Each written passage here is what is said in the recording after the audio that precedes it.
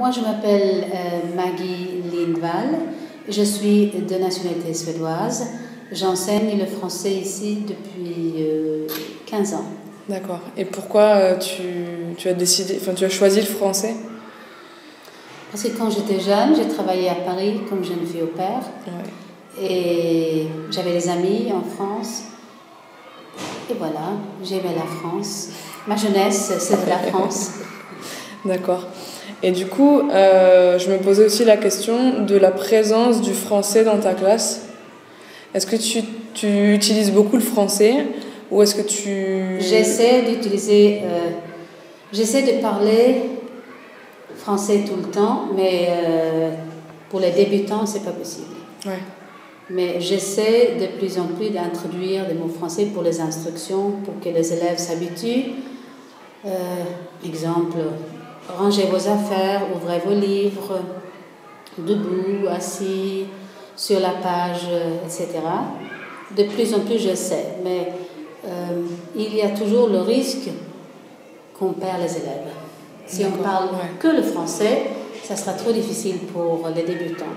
Je crois qu'ici, les langues, ici, c'est plutôt sciences naturelles. D'accord. Si on regarde les emplois de temps. Ouais. Je pense que ça dépend du collège. D'accord. Donc ici, on a le choix. Et on peut aussi se profiler en école ou collège de langue, mais je pense qu'ici, ce n'est pas le cas. Exemple, on n'a pas l'allemand. Oui. On est dans le nord de l'Europe et on ne peut pas choisir l'allemand comme langue. D'accord. C'est quand même... Oui, c'est bizarre. Oui. les MYP s'étaient concentrés sur devenir quelqu'un qui est capable de parler, de communiquer. Ça, c'est différent de ce qui peut se passer en Suède. Est-ce que c'est vraiment... Non, je crois que ça c'est à peu près la même chose. Vous voulez dire qu'on préfère que les élèves parlent. La communication est plus importante que de pouvoir écrire l'orthographe. Oui. Qu'est-ce qui est privilégié en fait dans le modèle suédois et dans le modèle de l'IB?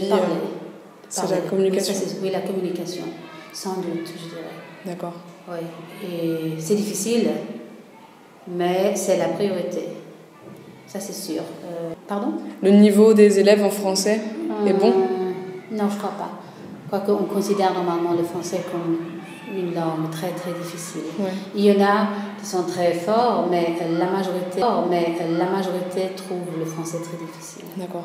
Et peut-être aussi la majorité en Suède, dans cette école, c'est pas comme ça, mais normalement en Suède, la majorité choisit l'espagnol.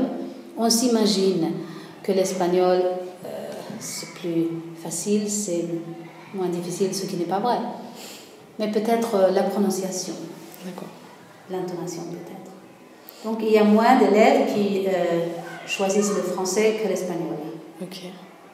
Et juste dernière question comme ça, qu'est-ce que tu pourrais dire de la place de l'enseignant dans un cours en Suède?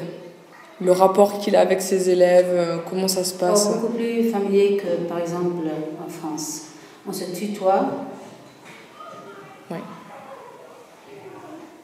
Et c'est moins informel, je crois. Et les élèves se sentent bien? Je pense, oui. Parce que ça ne veut pas dire forcément qu'il y a moins de respect. Mais on se tutoie parce que c'est le style en Suède, on a l'habitude. D'accord. Et aussi, c'est une école internationale, on parle l'anglais, et en anglais, il n'y a que you. Donc on n'a pas le choix.